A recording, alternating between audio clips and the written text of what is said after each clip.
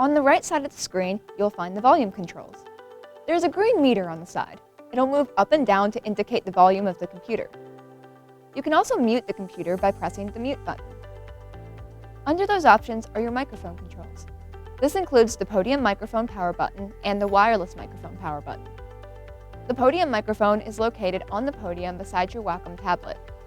You can use the button on the control panel to turn it on and off. The wireless microphone is located in the safety box underneath the document camera. You can contact classroom support to receive the code to gain access. There should be 2 wireless microphones plugged into the charging dock. Take the microphone from its charging dock and place the lanyard around your neck. Removing the microphone from the docking station will automatically unmute it.